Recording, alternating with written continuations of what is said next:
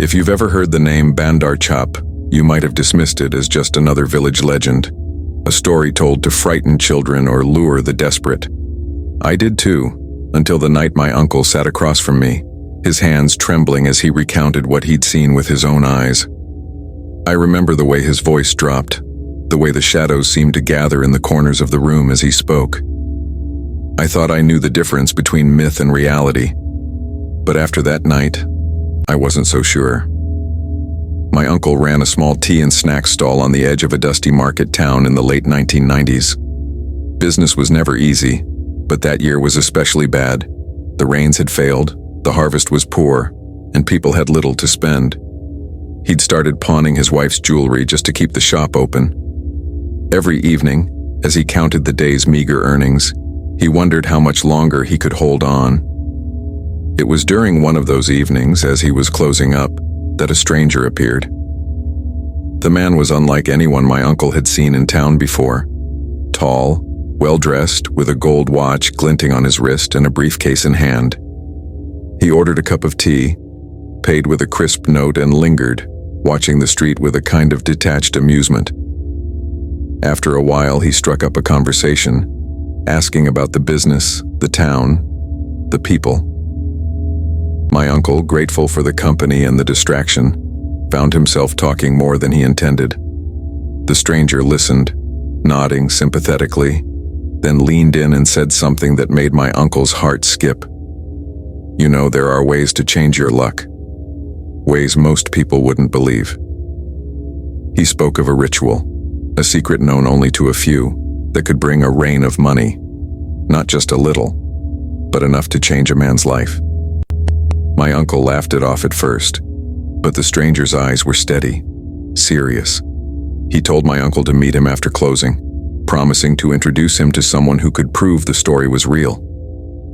Curiosity and desperation are a dangerous combination. That night, after the last customer had gone, my uncle found the stranger waiting in the shadows near the old banyan tree. With him was another man, older, dressed in white, with a heavy gold ring on his finger. This man, the stranger explained, was a local businessman, wealthy, respected, and, according to the stranger, a beneficiary of the very ritual he'd described. The businessman spoke quietly, but his words carried weight. He told my uncle that he'd once been in the same position, struggling, hopeless, until he'd been invited to witness the Bandar Chhap ritual. He described how, on a moonless night, he'd watched as currency notes fell from the air, as if conjured by invisible hands. He'd left that night with more money than he'd ever seen, but he warned that the ritual was not without risk. There were rules, he said, and a price to be paid. The stranger then produced a small, battered coin from his pocket. It was unlike any coin my uncle had seen, thick, heavy, with the image of a monkey stamped on one side and strange, almost astrological symbols on the other. This, he said, was the Bandar Chhap. According to legend, it was forged in some forgotten era, blessed by a tantric who had harnessed the power of the stars. The coin was said to possess impossible powers. It could stop a moving train if thrown on the tracks. It could turn a man's fortune overnight, and in the right hands it could summon a rain of money from the spirits that haunted the forests. My uncle was skeptical, but the businessman insisted. He recounted how the coin had been passed down through generations, always changing hands in secret, always accompanied by stories of sudden wealth and sudden ruin. The ritual, he explained, could only be performed on a new moon night, deep in the forest, and only with the blessing of the coin's true keeper, a woman known only as Dadi, who lived on the outskirts of a distant village. The stranger and the businessman told my uncle that Dadi was the last living guardian of the coin. She was said to be over 90, her hair white as milk, her eyes sharp as a hawk's. She would not part with the coin easily. There was a price, not just in money, but in something harder to define.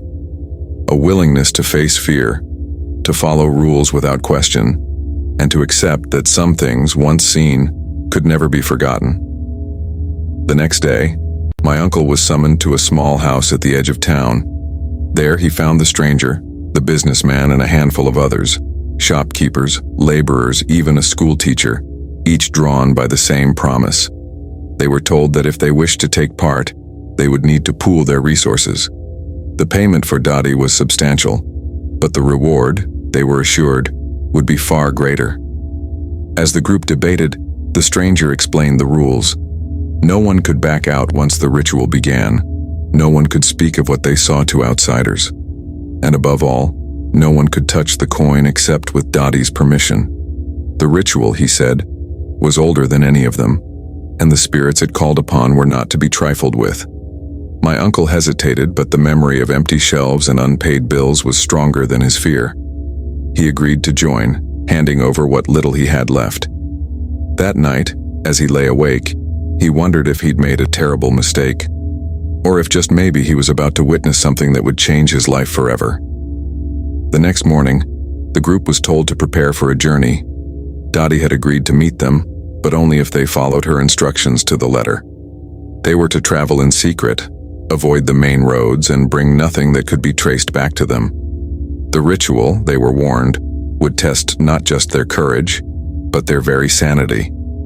As my uncle packed his bag, he tried to convince himself that it was all just a story, a trick played on the desperate, but deep down, he knew that something was waiting for him in the shadows, something older and stranger than anything he'd ever imagined. I remember the way my uncle described the days that followed, how the world seemed to slow down, as if the air itself was thick with anticipation. The group that had gathered in that dimly lit house was a strange assembly, 8 or 10 in all, men and women from different walks of life, each carrying their own burdens. There was a shopkeeper who'd lost his savings to a failed partnership, a widow with a sick child, a young man desperate to pay off his father's debts, and even a boy of about 12 clinging to his mother's sari, his eyes wide with a mixture of fear and hope. My uncle said he'd never seen such a collection of faces, all marked by the same quiet desperation. For 3 days they met in secret, always after dark, always in the back room of the house where the stranger and the businessman waited. The windows were covered with thick cloth, and the only light came from a single lantern that cast long, wavering shadows on the walls. Each night the rules were repeated, the warnings delivered in a voice that brooked no argument. They were told that fear would be their greatest enemy, that the ritual would test their resolve in ways they could not imagine. No one was to speak out of turn, no one was to question Dottie's instructions, and above all, no one was to act on impulse, no matter what they saw or heard. On the second night, a new figure joined them, a man in his 50s with a weathered face and a limp that made his steps uneven. He was introduced as someone who had participated in the ritual years before, and his presence seemed to command a certain respect. He spoke little, but when he did, his words carried a weight that silenced the room. He told them about the suffocating feeling that would come over them in the forest, how the air would grow thick and heavy, how it would feel as if something unseen was pressing down on their chests. He warned them that the mind would play tricks, that shadows would move where there should be none, and that the urge to run would be almost unbearable. But if you run, he said, you will never find your way back. The days passed in a haze of preparation. They were told to bring only what was necessary. No metal, no religious tokens, nothing that could break the circle of the ritual. Each was given a small pouch of rice and a length of red thread to be tied around the wrist before entering the forest. The child was given a piece of turmeric root to hold, a charm against evil, though the man with the limp shook his head when he saw it, as if to say that such things would offer little protection where they were going. On the 4th day, just before dusk, they set out. The journey was to be made in covered bullock carts, the kind used to transport grain from the fields. The carts were old, their wooden sides patched and worn, the canvas covers stained with years of use. They traveled in silence, the only sounds the creak of the wheels and the lowing of the oxen. The road wound through fields and scrubland, past villages where the lights were already beginning to flicker in the windows. No one spoke, not even the child, who sat pressed against his mother, his eyes fixed on the shifting patterns of light and shadow outside. They stopped once in the middle of the night to rest and eat. A small fire was lit, and the group huddled around it, sharing rice and water in silence. The forest loomed ahead, a dark mass against the sky, its edges blurred by mist. The air was cool and damp, carrying the scent of earth and decaying leaves. My uncle said he felt as if they were being watched, though when he looked, there was nothing but the endless trees and the shifting darkness. As they drew closer to their destination, the sense of isolation grew. The road narrowed, the trees pressed in on either side, their branches arching overhead to form a tunnel of green and black. The carts moved more slowly now, the oxen reluctant, their breath steaming in the chill air. The stranger rode at the front, his face hidden by a scarf, his eyes scanning the shadows. The businessman sat beside him, silent and tense, his hands clenched in his lap. At last, just before dawn, they arrived. The cart stopped at the edge of a clearing where the ground was bare and the air felt strangely still. In the center of the clearing stood two ancient trees, a banyan and a peepal, so massive that their roots seemed to claw at the earth, their branches tangled together in a canopy that blotted out the sky. The trunks were covered in offerings, red cloth, broken bangles, faded garlands of marigold. The ground beneath them was littered with the remnants of old rituals, ashes, bits of bone, scraps of paper inscribed with prayers. Dottie was waiting for them, seated on a low stool at the base of the banyan. She was smaller than my uncle had imagined, her back bent, her hair pulled tight in a long braid streaked with silver. Her eyes, though, were sharp and clear, and when she looked at each member of the group in turn, it felt as if she could see straight through them. She spoke little, only nodding as the stranger explained who they were and why they had come. When she reached the child, she paused, her gaze lingering for a moment before she turned away. The group was told to rest and prepare. The ritual would begin at nightfall, on the night of Amavasya, when the moon would be hidden and the spirits would be strongest. They were given mats to sleep on, but few could rest.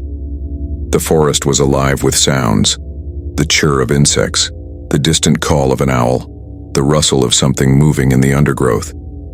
My uncle lay awake, listening to the others breathe, feeling the weight of the trees pressing down on him, and wondering what he had gotten himself into. As the sun set and the shadows deepened, the group gathered around the base of the trees, waiting for Dottie's signal. The air was thick with the scent of incense and damp earth, and the only light came from the flickering flames of a small oil lamp.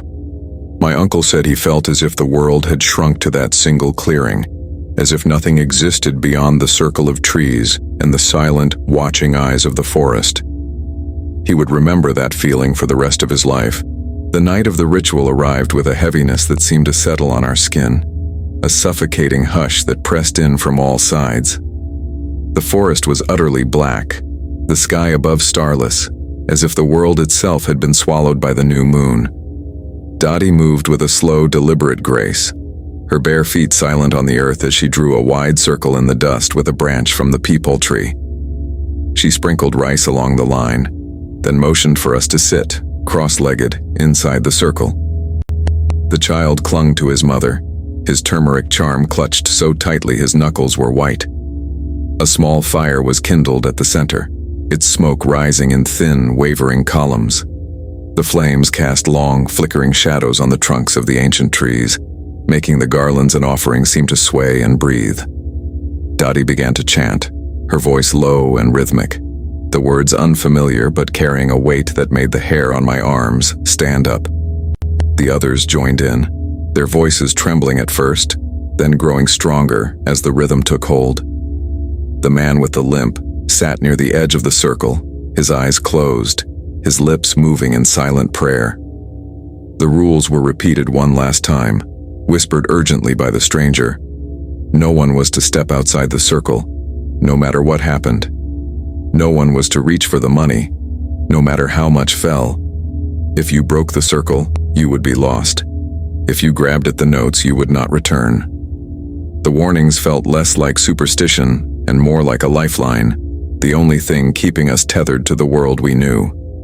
The chanting grew louder, the fire burning brighter, until the air itself seemed to vibrate. The forest, which had been alive with the sounds of insects and night birds, fell silent. Even the wind seemed to hold its breath.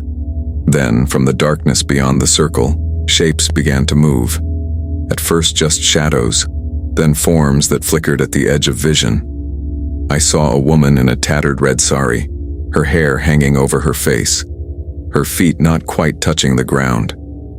Behind her, a hunched figure with twisted limbs crawled through the undergrowth, its eyes glowing faintly in the firelight. There were others, too. Faces half seen, bodies that seemed to shift and melt into the trees. Their presence felt more than seen. The man with the limp opened his eyes and whispered, "They've come." His voice was barely audible, but it sent a chill through the group. Dottie's chanting changed, the words sharper now, almost a command. The fire flared, and the shadows pressed closer, circling the edge of the rice line.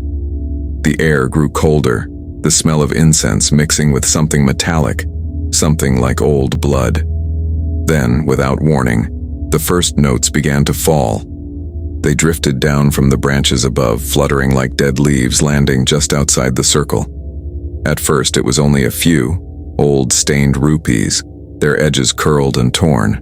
Then more came, a steady rain of currency, some notes so new they seemed to glow, others so old they were nearly black.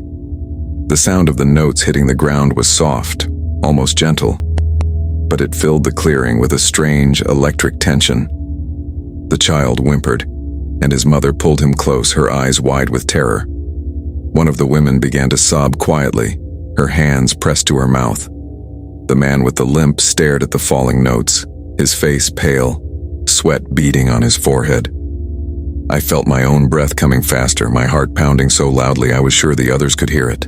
The entities at the edge of the circle grew bolder. The woman in red glided closer, her face still hidden, her hands reaching out as if to gather the notes. The hunched figure crawled along the ground, its fingers long and thin, scraping at the earth. Others appeared, some with faces twisted in anger, others with eyes that seemed to burn with hunger. They circled us, their movements jerky and unnatural, their voices a low, guttural murmur that rose and fell with the chanting. Suddenly the fire dimmed and the air grew thick, almost unbreathable. The notes that fell now were different, damp, heavy, and stained with something dark. I realized with a jolt that it was blood, fresh and sticky, soaking into the earth. The smell was overwhelming, a coppery tang that made my stomach turn. The others saw it too, their faces contorted with horror, but no one moved. The rules were clear: do not break the circle, do not touch the money. The chanting faltered as fear took hold. The entities pressed closer, their forms more solid now, their eyes fixed on us with a hunger that felt almost human. The woman in red stopped just outside the rice line, her head tilting as if she were listening for something. The fire flickered, casting her shadow across the circle, and for a moment I thought I saw her smile, a thin, cruel curve of lips beneath the curtain of hair. Then, without warning, something cold brushed against my arm.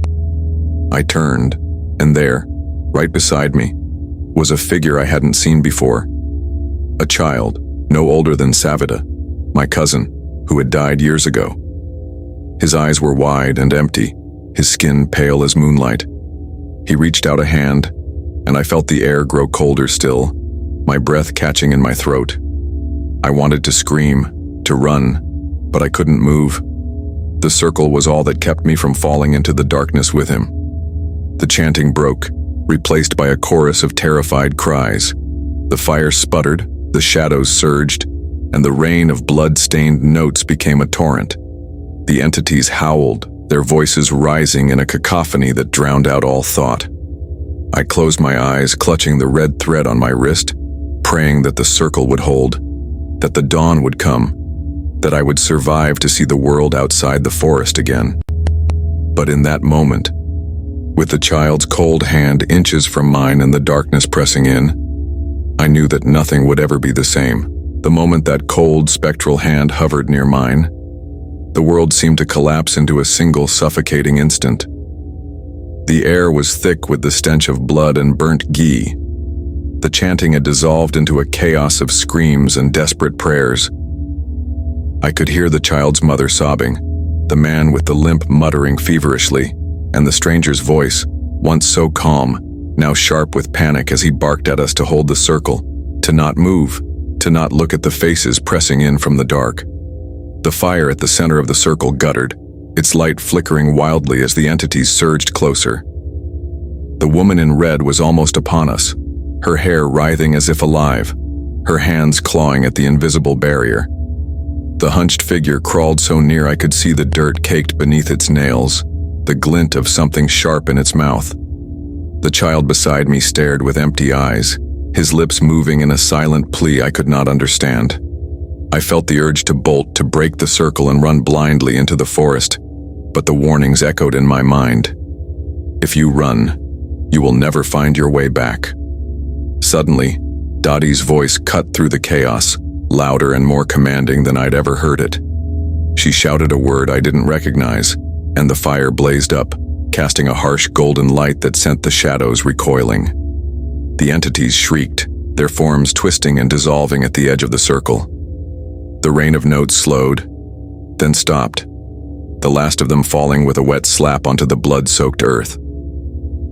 The leader, the stranger who had first approached my uncle, stood and raised his hands, signaling for silence. The group fell quiet, the only sounds our ragged breathing and the distant, mocking laughter of something unseen in the trees. He told us the ritual was over, that we had survived, and that the money would now be divided. Dottie, her face drawn and ancient in the firelight, nodded once and began to gather the notes with a stick, never touching them with her bare hands.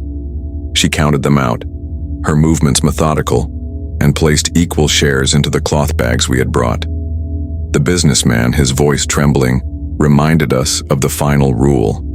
The money must only be used for good, never for greed, never for harm.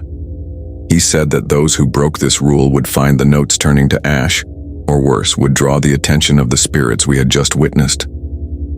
The man with the limp, his face pale and slick with sweat, added that the stain of blood would never truly wash away, that the money would always carry a trace of what we had seen. As the bags were handed out, I felt a strange mix of relief and dread. The weight of the money was real, the promise of a new life suddenly within reach. Yet the memory of the ritual clung to me, a cold, persistent fear that no amount of wealth could dispel. I saw the same conflict in the faces of the others, the widow clutching her child, the shopkeeper staring at his hands as if unsure they were still his own, the young man who had come to pay his father's debts now weeping quietly into his bag. We left the clearing as dawn broke, the first pale light filtering through the tangled branches. The forest seemed less menacing in the daylight, but the sense of being watched never left us. Dottie remained behind, seated at the base of the banyan, her eyes closed, the Bandar Chhap coin resting in her lap. The stranger led us back to the carts, his step slow and heavy. No one spoke as we rode out of the forest, the oxen moving with a nervous urgency, as if eager to leave that place behind. Back in the village, life resumed its familiar rhythms, but nothing felt the same. My uncle used his share of the money to pay off his debts and rebuild his stall, but he never spoke of the ritual again. The others faded from our lives, their fates unknown. The child who had survived the night grew up quiet and withdrawn, his mother's hair turning white within a year. The man with the limp disappeared, and the businessman was said to have left town, his fortune intact, but his eyes haunted. The coin itself vanished soon after.